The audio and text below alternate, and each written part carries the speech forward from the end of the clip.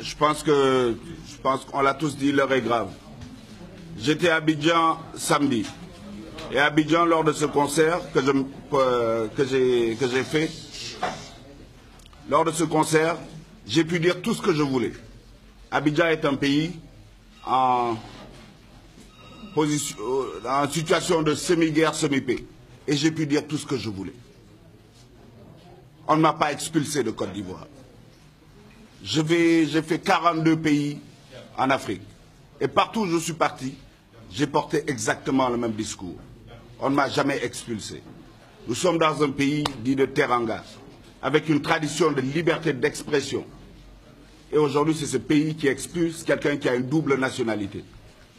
Mais d'abord quelqu'un qui est africain. Quel que soit le passeport qu'il peut avoir, Kémy est africain. Il n'a pas besoin de le prouver. Et si aujourd'hui, on arrive à expulser un frère pour des intérêts extérieurs, c'est grave. C'est très, très grave. Au-delà de Kémy Séba, il y en a qui disent « ouais, il est ici, il est ça ». Ce n'est pas ça le problème. C'est le fond. La question de la France-Afrique, la question du franc des colonies françaises d'Afrique. C'est un combat que certains ont commencé avant, que Kémy prend aujourd'hui et fait rayonner, et d'autres vont continuer après. Mais ce combat ne pourra continuer pour notre liberté à tous et à chacun, si et seulement si chacun d'entre nous s'en empare. Si chacun se dit c'est le problème de l'autre, on va tomber dans la citation de Zongo.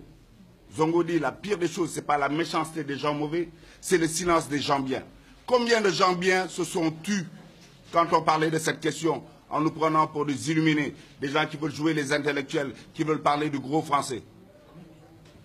Et aujourd'hui, on voit dans nos pays, tous sous domination de CFA, un niveau de pauvreté extrême. Et les pays qui sont sortis du CFA, certains pays du Maghreb, aujourd'hui sont réellement en voie de développement, en voie d'émergence. C'est de ça qu'il s'agit. C'est une vraie pauvreté que nous vivons dans nos gènes, alors que nous pouvons nous libérer.